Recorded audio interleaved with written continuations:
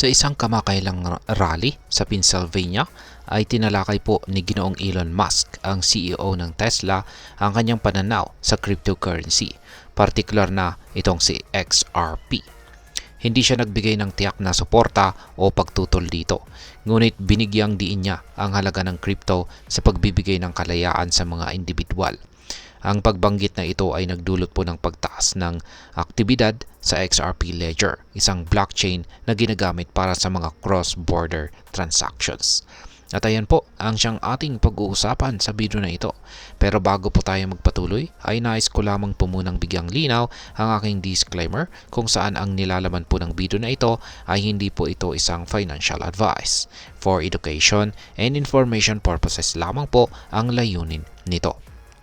At ayan, unang-una ay sa mga bago lamang po rito kay XRP ay ano nga ba ang XRP Ledger?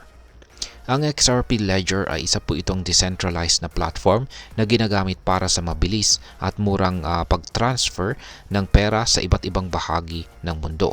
Ito ay ginagamit ng mga financial institution at iba pang negosyo para sa kanilang transactions.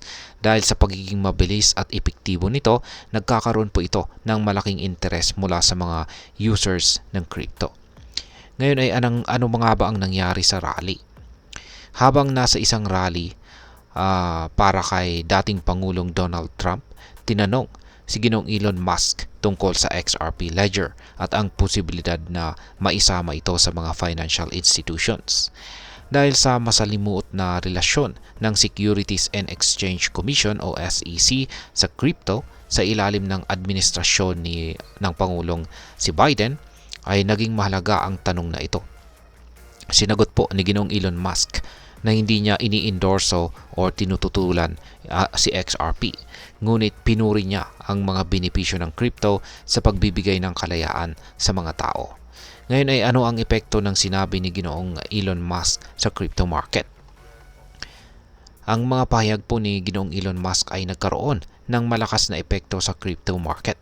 Agad na nagkaroon po ng pagtaas sa aktibidad ng XRP Ledger kung saan ay nagkaroon po ng 35,799 na unique wallets na gumawa ng transfer sa isang araw at 3,858 na bagong wallets ang na-create. Ang ganitong kalaking pagtaas ay nagpapakita po ng lumalaking interest at pakikilahok sa XRP network kahit pa may mga legal na hadlang. Ngayon ay ano naman ang Ripple custody?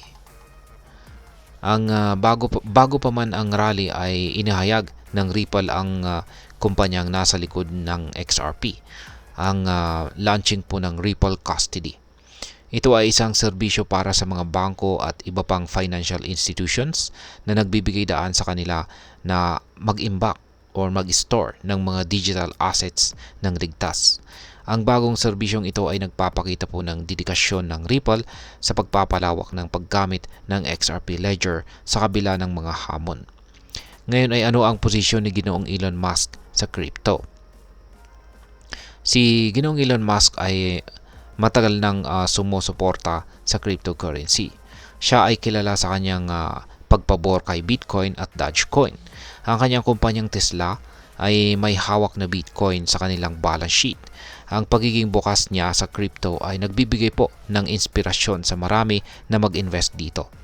Sa rally ay binanggit niya na handa siyang pamunuan ang Department of Government Efficiency or DOGE kung manalo si Trump, na tila isang pagtukoy sa kanyang pag-endorso ng Dogecoin. Kasi ayan, yung Doge po na ito ay hindi po si Dogecoin. Yung tinutukoy rito ay dito po yung Department of Government Efficiency. Ayan. Kung mananalo daw si Ginoong Donald Trump, ay siya ang posibleng i-assign o i-appoint ni Ginoong Trump na mamumuno rito. Yan, pero kahit na hindi po ito yung mismong si Doge, ay yan, mukhang nagdulot po ito ng impact sa kanyang presyo. Ngayon ay ano ang maaring mangyari sa hinaharap kay XRP? Sa kabila ng mga legal na hamon ay patuloy ang Ripple sa development ng kanilang XRP Ledger. Ang launching naman po ng kanilang Ripple Custody at ang pagtaas ng aktibidad sa XRP Ledger ay mga indikasyon na magpapatuloy ang paglago at pag-unlad nito. Ayon po kay Ripple CEO na si Ginoong Brad Garlinghouse ay maaring umabot pa ng 1 taon bago maging ganap na publiko ang Ripple, kung saan ay nakadepende pa rin sa resulta ng darating na halalan sa US. Ngayon ay ano naman po ang aking masasabi tungkol dito. Ang pahayag po ni Ginoong Elon Musk ay nagpapakita na kahit ang mga simpleng komento mula sa kilalang tao ay may malaking epekto sa financial markets, lalo na sa volatile na mundo ng cryptocurrency. Ang kanyang neutral na posisyon kay XRP ngunit positibong pananaw sa crypto ay nagbibigay po ng pag-asa sa mga supporters ng decentralized finance. Ang patuloy na pagtaas ng activities sa XRP Ledger ay nagpapakita po ng lumalaking pagtangkilik at tiwala ng mga tao sa technology ng blockchain. Ang mga ganitong pahayag at developments ay maaaring maging mahalaga sa hinaharap ng digital finance at ng financial freedom na inaasam ng marami. At hanggang dito na lamang po tayo sa video na ito mga ka-crypto. Sana po ay inyong nagustuhan ang aking paliwanag sa video na ito. Kung inyo po itong nagustuhan, pakiclick lamang po ang like button nito. Para naman po sa mga bago lamang dito, kayo po ay aking inaanyayahan para mag-subscribe. Pakiclick na rin po ang bell icon nito dahil ito po ang siya magsisilbing notification nito sa mga bago kong videos na akin pong ina-upload sa aking YouTube channel na ito. Marami pong salamat sa panonood. Ingat po tayo lagi at God bless po sa ating lahat.